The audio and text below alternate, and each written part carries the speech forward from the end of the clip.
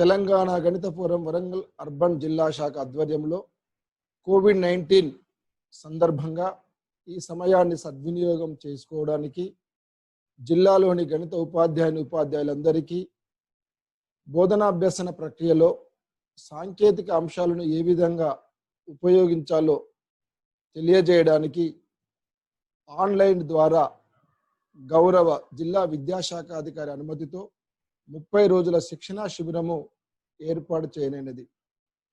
ఈ శిక్షణా శిబిరంలో గణిత బోధనాభ్యసన ప్రక్రియలో పవర్ పాయింట్ ఏ విధంగా ఉపయోగించాలి, డైనమిక్ సాఫ్ట్వేర్ జియోజిబ్రాను ఏ విధంగా ఉపయోగించాలి, మరియు గణిత నిర్మాణాలను రోబో కంపాస్ ద్వారా ఏ విధంగా నిర్మించవచ్చునో మొదలగు అంశాలను తెలియజేయడానికి ఈ శిక్షణా శిబిరము రాష్ట్ర స్థాయి రిసోర్స్ పర్సన్ల చేత ఏర్పాటు చేయనున్నది. నేటి శిక్షణా శిబిరానికి రిసోర్స్ పర్సన్గా రాష్ట్ర రిసోర్స్ పర్సన్ మిత్రులు Shri Nara Chandrashekar, school assistant mathematics, MP UPS RR Nagar, Nizamabad గారిని నేటి తరగతి ప్రారంభించవలసిందిగా టిఎంఎఫ్ వరంగల్ పక్షాన వారిని ఆహ్వానిస్తున్నారు. గుడ్ ఆఫ్టర్నూన్ అందరికీ. సో ఈరోజు మనం జియోజిబ్రాను ఉపయోగించి బహుపదులకు సంబంధించిన గ్రాఫ్లు ఎన్ని విధాలుగా మనం గీయవచ్చు అనే విషయాన్ని, తర్వాత సెకండ్ సెషన్లో రేఖీయ సమీకరణాలకు సంబంధించిన గ్రాఫ్లు ఏ విధంగా గీయవచ్చు అనే అంశాల గురించి విపులంగా తెలుసుకుందాం. సో మొదటగా ఆల్రెడీ మనకు ఒక 3 క్లాసులు అయిపోయినాయి. సో జియోజిబ్రా విండోలో వాట్ ఈజ్ వాట్ అనేది కొంచెం అవగాహన వచ్చేస్తుంది కాబట్టి so I'm not going to introduce the tools once again, directly I'm going to the topic. ఈ బహుపదులకు సంబంధించిన ఏవైతే మనకి రేఖాచిత్రాలు గీయాల్సినవి ఉన్నాయో, సో జియోజిబ్రా అనేది not only for construction, to analyse what ever the figure is. So ఒక పాలినామియల్ బహుపదులు అనే గ్రాఫ్కి సంబంధించి దాన్ని ఏ విధంగా మనం విశ్లేషణ చేసి విద్యార్థులకు పూర్తిగా తెలియచేయాలి అనే అంశాన్ని కనుక మనం చూసినట్టయితే, సో బేసిక్గా ఇన్పుట్ బార్ అనేది మనకి ఈ దిశగా చాలా ఉపయోగకరంగా ఉంటుంది. సో ఇన్పుట్ బార్లో ఎటువంటి పరావలయానికి సంబంధించిన గ్రాఫ్ మనకు కావాల్సి వచ్చినా కానీ నేరుగా ఇన్పుట్ బార్లో మనం దాన్ని ఎంటర్ చేయడం ద్వారా పరావలయం యొక్క రేఖాచిత్రాన్ని మనం విండో మీద పొందడానికి అవకాశం అనేది ఉంటుంది. సపోజ్ ఇక్కడ ఇన్పుట్ బార్లో నేను జస్ట్ x² అనే ఒక ఫంక్షన్ ఎంటర్ చేశాను. సో ఎంటర్ చేయగానే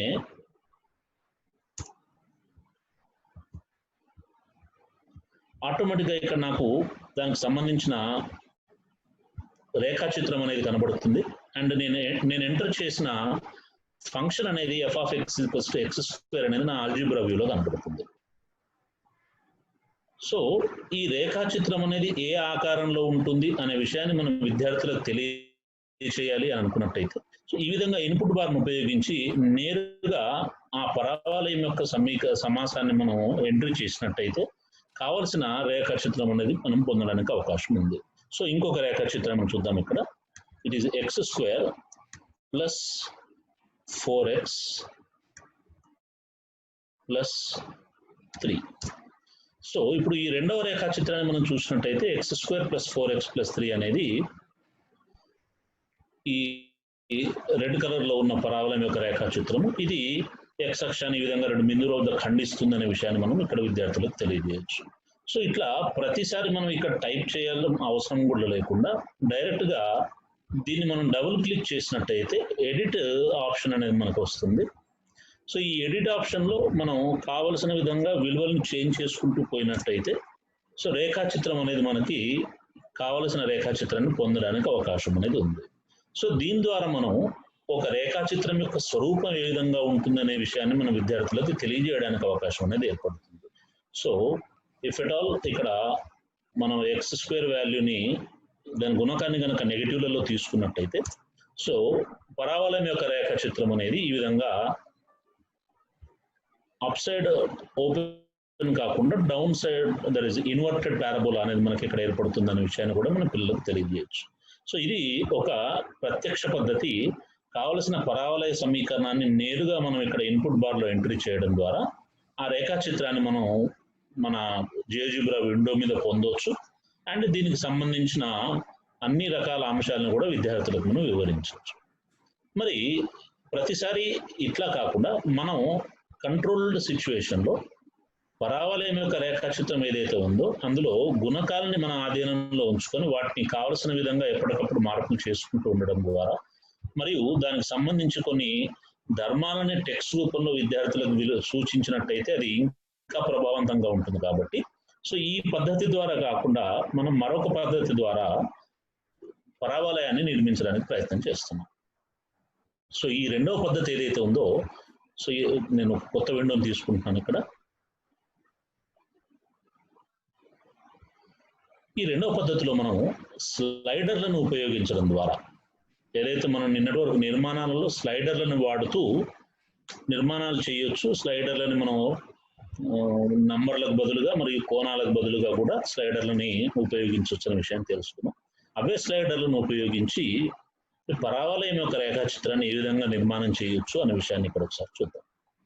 సో నేను స్లైడర్స్ తీసుకుంటున్నాను. ఇక్కడ 3 స్లైడర్లు.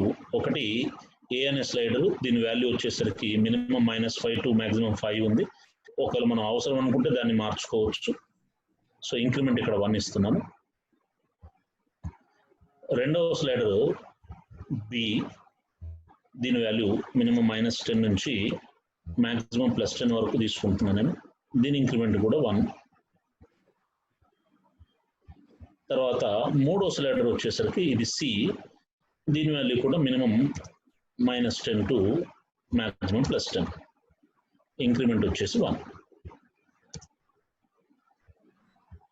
సో ఇప్పుడు మనం 3 స్లైడర్లను ఏర్పాటు చేసుకున్నాం. ఈ 3 స్లైడర్లని ఉపయోగిస్తూ పరావలయం యొక్క రేఖాచిత్రాన్ని మనం గీయడం అనేది ఎట్లా. సో మళ్ళీ మనం ఇక్కడ ఇన్పుట్ బార్ దగ్గరికి వెళ్తున్నాం. ఇన్పుట్ బార్ లో ఇన్స్టెడ్ ఆఫ్ ఇంతకుముందు మనం డైరెక్ట్ గా గుణకాలతో పరావలయాన్ని టైప్ చేస్తాం. ఇక్కడ గుణకాలకు బదులుగా ఏబిసిలను వాడుతూ మనం పరావలయం యొక్క రేఖాచిత్రాన్ని టైప్ చేస్తాం. సో ఇన్పుట్ బార్ లో నేను టైప్ చేస్తున్నాను a into x² plus b into x plus c. ఇది నా పరావలయం యొక్క రేఖాచిత్రం. సో ఆటోమేటిక్ గా ఇక్కడ ఏ వాల్యూస్ ఏబిసిల వాల్యూస్ 1 1 1 గా ఉన్నాయి కాబట్టి పరావలయం అనేది సమీకరణం అనేది 1x² + 1x + 1 గా మనకి ఇక్కడ కనబడుతుంది. సో ఎప్పుడైతే మనం ఇక్కడ ఈ ఏబిసిల విలువల్ని మారుస్తున్నామో ఆటోమేటిక్ సమాసం కూడా ఇక్కడ ఆల్జీబ్రిక్ వ్యూలో మారుతూ మనకు కావలసిన సమాసాన్ని పొందే విధంగా ఈ విధంగా నంబర్స్ని మనం చేంజ్ చేసుకుంటూ పోయినట్టయితే సో ఏ పరావలయం యొక్క రేఖాచిత్రం మనం గీయాలనుకుంటున్నామో ఆ రేఖాచిత్రాన్ని నేరుగా ఇక్కడ పొందడానికి అవకాశం అనేది ఏర్పడుతుంది. సో ఇప్పుడు ఈ పరావలయం యొక్క రేఖాచిత్రం అనేది ఎటువంటి లక్షణాన్ని కలిగి ఉంది అనే విషయాన్ని మనం విద్యార్థులకు చెప్పాలి అని అనుకుంటున్నట్టయితే మనకు తెలుసు పరావలయం యొక్క రేఖాచిత్రం అనేది 3 సందర్భాలలో అది x అక్షాన్ని 2 బిందువుల వద్ద ఖండించడము, లేదా x అక్షాన్ని 1 బిందువు వద్ద ఖండించడము, లేదా x అక్షాన్ని అసలు ఖండించకపోవడం. ఈ 3 సందర్భాలలో ఏదో ఒక సందర్భాన్ని పరావలయం యొక్క రేఖాచిత్రం అనేది కలిగి ఉంటుందని తెలుసు. కాబట్టి మరి విద్యార్థికి ఆ విషయాన్ని మనం టెక్స్ట్ రూపంలో నేర్పించాలి అని అనుకున్నట్టయితే సో ఇక్కడ మనం ఒక టెక్స్ట్ బాక్స్ని తీసుకుంటున్నాం. So before going to text box, ఈ పరావలయం యొక్క రేఖాచిత్రం యొక్క ఏవైతే జీరోస్ శూన్యాలు ఉన్నాయో శూన్యాల యొక్క స్వభావాన్ని మనం చూసినట్టయితే ఒకవేళ ఇప్పుడు చూడండి ఇది 2 బిందువుల వద్ద ఖండించింది. ఈ ఖండన బిందువులను కూడా మనము విద్యార్థికి సూచించాలి. సో సూచించాలి అన్నట్టయితే we can directly take intersection points, లేదా ఇక్కడ ఇన్పుట్ బార్ లో మనం రూట్ అని చెప్పి టైప్ చేసినట్టయితే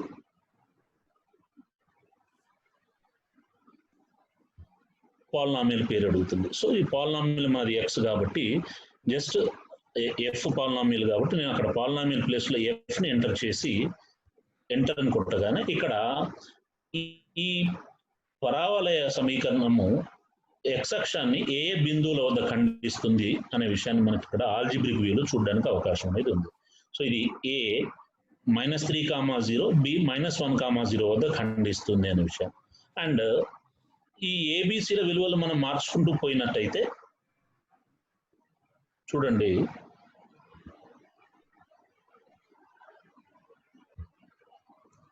this is -+2 and this is 1 అనుకున్నట్టయితే ఇప్పుడు ఇది x² + 2x + 1 ఒకే ఒక బిందువు వద్ద ఖండించింది. ఆ ఒక బిందువు ఇక్కడ ఏ -1,0 అనేది. రెండవ బిందువు ఏర్పడినట్టయితే అది అన్డిఫైన్డ్ గా మనకి ఇక్కడ ఆల్జిబ్రిక్ వ్యూలో కనబడుతుంది. సో ఇప్పుడు ఈ సమాసాన్ని సంబంధించిన ఈ జీరోలని దాని యొక్క స్వభావాన్ని మనం విద్యార్థికి విపులంగా తెలియజేయాలి అని అనుకుంటున్నాం. అయితే ఇక్కడ మనం యాజ్ ఎ టీచర్ మనం ఒక విషయం చెప్పొచ్చు, మూలాల స్వభావం అనేది b² - 4ac వాల్యూ మీద ఆధారపడి ఉంటుంది. కాబట్టి ఇక్కడ మనం ఇంకో పని ఏం చేయాలంటే ఒక కొత్త వేరియబుల్ ని మనం ఇక్కడ క్రియేట్ చేసుకోవాలి. దాని వాల్యూ వచ్చేసరికి b² - 4ac గా తీసుకోవాలి. సో ఇక్కడ నేను ఆల్రెడీ ఏబిసిల వాల్యూస్ మనం డిఫైన్ చేసుకున్నాం కాబట్టి జస్ట్ ఇన్పుట్ బార్ లో నేను ఏం చేస్తున్నానంటే I'm typing b² - 4ac enter అనగానే దీని డి వాల్యూ ఏమొచ్చిందో ఇక్కడ చూడండి ఒకసారి. So the D value is 0. So మూలాల స్వభావం దగ్గరికి వచ్చినట్టయితే డి వాల్యూ 0 వచ్చింది అని అంటే మూలాలు రెండు సమానంగా ఉంటాయి. సో దట్స్ వై ఇక్కడ మనకి ఒకటే ఒక బిందువు అనేది ఖండన బిందువుగా కనపడింది. సో ఇఫ్ ఎట్ ఆల్ మనం బి వాల్యూ 3 సి వాల్యూ 2 తీసుకున్నట్టయితే ఇక్కడ డి వాల్యూ అనేది 1 వచ్చింది. 1 ఈజ్ ఎ పాజిటివ్ వాల్యూ కాబట్టి whenever b² - 4ac is greater than 0 there are two distinct roots will be formed. కాబట్టి ఆ రెండు జీరోస్ మనకి ఇక్కడ కనబడుతున్నాయి. ఇప్పుడు ఈ డిని మనం ఆధారంగా చేసుకొని ఎక్స్ అనే దానికి కండిషన్ అనేది మనం ఇచ్చుకోవచ్చు. సో ఇక్కడ డి దగ్గరికి మీరు కర్సర్ని తీసుకెళ్ళినట్టయితే డి యొక్క డెఫినేషన్ కూడా మనకి ఇక్కడ కనబడుతుంది చూడండి. D is b² - 4ac. Right. Now I am going to a text. So ఇక్కడ మనం 3 టెక్స్ట్ బాక్స్ మనం తయారు చేసుకుంటున్నాం. మొదటి టెక్స్ట్ బాక్స్ ఏంటి?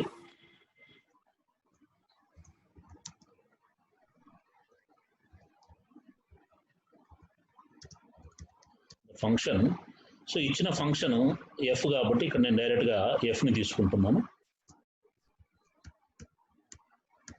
intersects x-axis at so a points 2 points దగ్గర intersect చేస్తుంది కాబట్టి 2 points.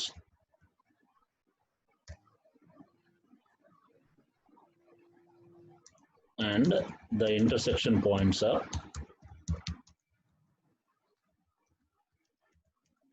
సో మనకి ఇక్కడ రెండు ఇంటర్సెక్షన్ పాయింట్స్ ఏబీస్ వచ్చినాయి కాబట్టి ఆబ్జెక్ట్స్ లో నేను ఏని ఒకసారి నెక్స్ట్ ఆబ్జెక్ట్స్ నుండి బిని ఒకసారి సెలెక్ట్ చేశాను. Now it is okay. So ఇప్పుడు మనం ఇక్కడ చూసినట్టయితే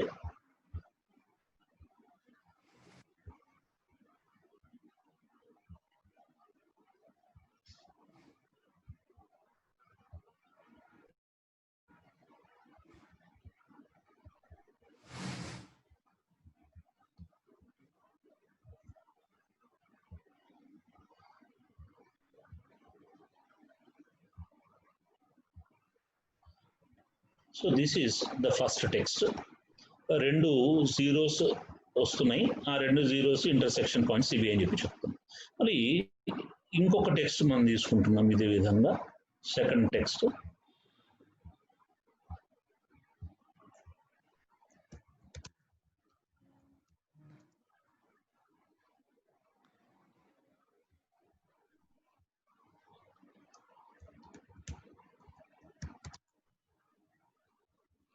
intersects x-axis at 1 point. So ఇంకా అవసరం అనుకుంటే దీని టెక్స్ట్ ఇంకేమో అవసరం అనుకుంటే దాన్ని మనం మార్చుకోవచ్చు. Then one more text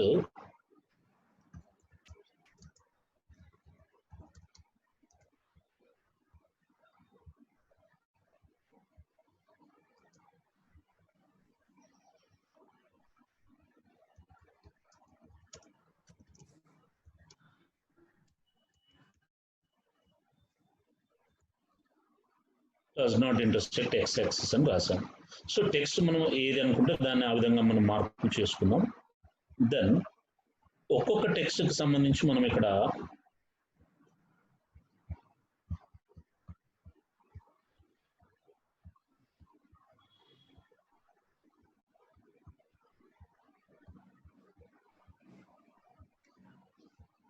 so ఈ ఫస్ట్ టెక్స్ట్ ఎప్పుడు డిస్ప్లే కావాలి, దట్ ఈస్ ఆబ్జెక్ట్ ప్రాపర్టీస్లోకి వెళ్తున్నాం మనం.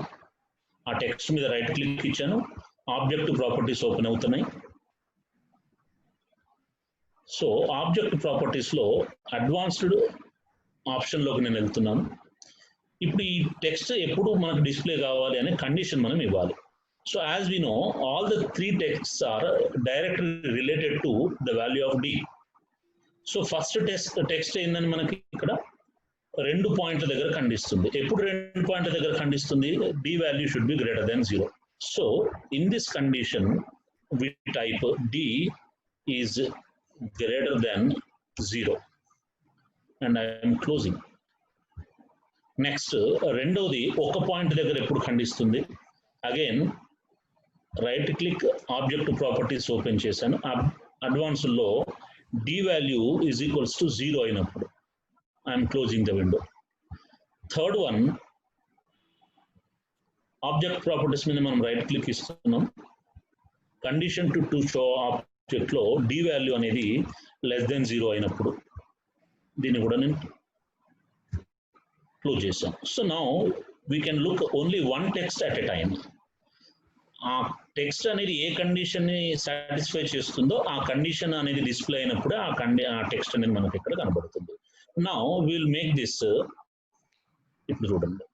So as the D value is -4, the function or the parabola does not intersect X axis అని, therefore there will be no real zeros అని చెప్పి.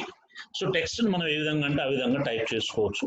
So just I'm giving one example how to link with condition to the text. So ఈ విధంగా మనం ఈ పరావలయానికి సంబంధించిన అన్ని ధర్మాలని పిల్లలకు చెప్పాలి అనుకున్నట్టయితే, సో ఆ ధర్మాలన్నింటినీ కూడా మనం ఇక్కడ టెక్స్ట్ రూపంలో రాస్తున్నాం. ఆ టెక్స్ట్ అన్నిటికి కూడా కావలసిన ఒక బేస్ వేరియబుల్ని మనం ఇక్కడ డిఫైన్ చేస్తున్నాము. ఇక్కడ నేను డి అనే వేరియబుల్ని డిఫైన్ చేశాను. ఈ వేరియబుల్ని ఉపయోగిస్తూ ఆ టెక్స్ట్ని మనం కండిషన్గా మార్చినట్టయితే సో ఈ పరావలయం యొక్క సమీకరణం అనేది ఈ విధంగా మారుతుంది. And one more thing we can have, what happens if A value becomes 0. So just I'm making a value 0. So ఎప్పుడైతే ఏ వాల్యూ 0 అవుతుందో మరి పరావలయం ఏమవుతుంది అని అడిగితే పిల్లవాడు there will not be x² term కాబట్టి it will become a linear equation. That's why it will intersect at only 1 point. So అక్కడ అది వర్గ బహుపది కాకుండా అది రేఖీయ బహుపది కింద మనం దాన్ని తీసుకుంటాం. And what happens if the value of A becomes negative? So ఇందాక మనం చెప్పుకున్నాం, ఇఫ్ ఇట్ బికమ్స్ నెగటివ్ అది అప్ సైడ్ ఓపెన్ కాకుండా ఇన్వర్టెడ్ పారాబోలా లాగా మనకి కింది వైపు ఓపెన్ అయినట్టుగా కనబడుతుంది. సో ఈ మార్పులన్నింటినీ కూడా మనం టెక్స్ట్ రూపంలో చూపించినట్టయితే విద్యార్థులకి ఏమవుతుంది అనే విషయాన్ని నేరుగా అడగడానికి అవకాశం ఉంటుంది. And more over at the same time పిల్లలకి ఆ మార్పులు అనేవి ప్రత్యక్షంగా చూడడానికి కూడా అవకాశం అనేది ఏర్పడుతుంది. అండ్ టీచర్ దగ్గరకు వచ్చినట్టయితే ఒక్కొక్క మార్పుకి ఒక్కొక్క గ్రాఫ్ని గీసి విద్యార్థులకు చూపించేదానికంటే జస్ట్ ఒక జియోజిబ్రా ఫైల్ మనం తయారు చేసుకుని దాంట్లో చిన్న చిన్న మార్పులు చేసుకుంటూ పోయిన ప్రతిసారి కూడా కావలసిన విధంగా ఆ ఎఫెక్ట్ అనేది ఏ విధంగా మారుతుంది అనే విషయాన్ని మనం పిల్లలకు చూపించడానికి అవకాశం అనేది ఉంటుంది. కాబట్టి this is one more type of analysing the polynomial graph. ఇది సెకండ్ది. ఇక్కడ మనం వేటిని వాడుతున్నాం అని అంటే స్లైడర్స్ని వాడుతున్నాం. And at the same time స్లైడర్స్ని మనం కదలపడం అనేది కొంచెం ఇబ్బందిగా అనిపించినట్టయితే instead of sliders we can use input boxes also. So మీరు ఇంతకుముందు క్లాస్లోనే how to link a slider with input box అనేది తెలుసుకొని ఉండొచ్చు. Just here I'm giving one more demonstration for that. So ఇప్పుడు క్యాప్షన్ మనం ఏ వాల్యూ కాబట్టి that is A. So what is the linkage object? A వాల్యూని దేంతో link చేస్తున్నాము? ఏ is equals to -1తో లింక్ చేస్తున్నాం. Then if it is next. Second one more input box తీసుకుంటున్నాను నేను, దీన్ని బి అంటున్నాను, దీన్ని కూడా నేను బితోనే లింకప్ చేస్తున్నాను and okay. Then third one more input box, దీన్ని సి అంటున్నాను, దీన్ని కూడా నేను సితోనే లింకప్ చేశాను. Now it is okay. So now instead of going to the sliders and moving them by holding the cursor, just మనం ఇక్కడ ఇన్పుట్ బాక్స్ లో కావాల్సిన వాల్యూని మనం టైప్ చేసినట్టయితే సమీకరణం అనేది ఈ విధంగా మారిపోతుంది, అంటే వర్గ బహుపది అనేది మారిపోతుంది. ఆటోమేటిక్ గా దాని యొక్క ధర్మం అనేది కూడా ఇక్కడ మనకి డిస్ప్లే కావడానికి అవకాశం అనేది ఉంది. So like this either we can keep the sliders or we can keep the input boxes. ఇవి అవసరం లేదనుకున్నట్టయితే మనం వీటి మీద రైట్ క్లిక్ ఇచ్చి డిలీట్ చేసినట్టయితే జస్ట్ ఓన్లీ మనకు ఈ ఇన్పుట్ బాక్సెస్ మాత్రమే కనబడుతున్నాయి. And at the same time ప్రతిసారి మనకు కావాల్సిన మార్పులు ఇక్కడ చేసుకుంటూ పోవడానికి కూడా అవకాశం అనేది ఏర్పడుతుంది. So this is the second method of showing a polynomial graph and making changes by using sliders or input boxes.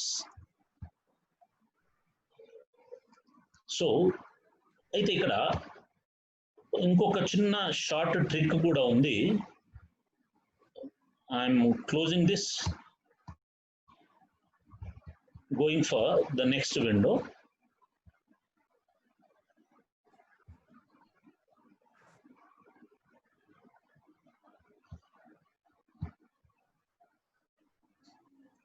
So input bar లో మనం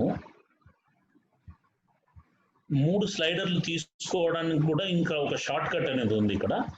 just if you type ax² without defining the sliders, నేను direct గా వర్గ బహుపది యొక్క general form ని ఇక్కడ type చేస్తున్నాను, ప్లస్ bx ప్లస్ c. ఈ టైప్ చేస్తే మనకు ఒక ఎర్రర్ మెసేజ్ ఏముంటుంది, క్రియేట్ స్లైడర్స్ ఫర్ ABC అని అడుగుతుంది. So as there are no variables ABC defined, it is asking you to create. Just if you click on the create sliders, మనకు 3 sliders direct గా పడిపోతుంది. అంటే మనం స్లైడర్ ఆప్షన్ లో పోయి ఒక్కొక్క స్లైడర్ ని సెలెక్ట్ చేసుకొని స్లైడర్ క్రియేట్ చేయమని చెప్పి అడగడము అనేది డైరెక్ట్ గా మనం ఇంతకుముందు చూసిన పద్ధతి. అట్లా కాకుండా నేరుగా ఇక్కడ ఫంక్షన్ ని మనం type చేసేసినట్టయితే it will ask you to create sliders. Just if you click on create sliders, మనకు స్లైడర్స్ అనేవి తయారైపోతున్నాయి. Now we can move the values to get the required polynomial and its properties. So ఇది one more type of getting a polynomial graph on GeoGebra. So this is one basic idea. So ఈ ఇప్పటిదాకా చెప్పిన వాటిల్లో దేంట్లో కూడా మనం points ని plot చేయట్లేదు, వాటిని కలుపుతూ పారాబోలాని మనం తయారు చేయట్లేదు. జస్ట్ డైరెక్ట్ గా మనం కావలసిన వర్గ బహుపదిని నేరుగా పొందుతున్నాము. దానికి కావలసిన టెక్స్ట్ ఏదైతే ఉందో టెక్స్ట్ ని రాసుకొని మార్పులు చేర్పులు చేయడం ద్వారా వర్గ బహుపది ఎటువంటి రూపాన్ని పొందుతుంది, దాని యొక్క లక్షణాలు స్వభావం ఎట్లా ఉంది అనే విషయాన్ని పిల్లలకి విశ్లేషణ చేసి చూపించాం. సో ఇందులో ఎక్కడ కూడా మనకి వర్గ బహుపది యొక్క పాయింట్స్ అనేవి ప్లాటింగ్ కానీ వాటిని కనుక్కునే విధానం కానీ ఇందులో మనకు అందుబాటులో లేవు. So this is one part of drawing polynomial graph. Ramesh గారు, ఎక్స్క్యూజ్ మీ సార్, ఒకసారి స్లైడర్స్ ఎలా వస్తాయో ఒకసారి మళ్ళీ ఒకసారి చూపించండి sir. Right sir. So I'm going back. So just input bar లో మనం ax² plus bx plus c అని టైప్ చేశాను ఇన్పుట్ బార్ లో. ఎంటర్ అని కొట్టగానే అదొక విండో కమాండ్ అడిగింది, ఏమని, క్రియేట్ స్లైడర్స్ ఫర్ ABC అని. సో జస్ట్ దీని మీద నేను క్లిక్ చేయగానే నాకు ఆ స్లైడర్స్ ABC అని వచ్చేసినాయి. సో ఇది డిఫాల్ట్ గా -5 to +5 అండ్ ఇంక్రిమెంట్ అనేది 0.1 తో ఉంటుంది. So at any time we can change the increments. Right click ఇచ్చేసి ఆబ్జెక్ట్ ప్రాపర్టీస్ ఓపెన్ చేసినట్టయితే ఒకవేళ మనం దాని మినిమం మ్యాక్సిమం వాల్యూస్ ని మార్చాలన్నా కానీ ఇంక్రిమెంట్ ని మార్చాలన్నా కానీ, సో ఇక్కడ నేను ఇంక్రిమెంట్ 1 అన్నాను, మినిమం మ్యాక్సిమం వాల్యూస్ ని ఒకవేళ నేను అవసరం అనుకుంటే మారుస్తాను, లేదా ఇట్లనే ఇంతే ఉంటే సరిపోతుంది అంటే దీన్ని ఈ విధంగానే ఉంచేస్తాను. సో ఇవి డిఫాల్ట్ స్లైడర్స్ గా వస్తాయి కాబట్టి we can any time edit them and make changes whatever the necessary changes are. So ఇక్కడ బి వాల్యూస్ మనకి ఇంకా ఎక్కువ ఉంటే బాగుంటుంది అని అనిపించినట్టయితే నేను ఇక్కడ -15 నుంచి +15 వరకు తీసుకున్నాను. ఇంక్రిమెంట్ అనేది ఇక్కడ ఏం లేదు అంటే డిఫాల్ట్ గా ఇట్ విల్ టేక్ 0.1 అండి. Now it is. సో ఇది స్లైడర్స్ ని మనం అట్ ఎ స్ట్రెచ్ ఒకటేసారి పొందడానికి ఒక చిన్న షార్ట్ ట్రిక్ అండి.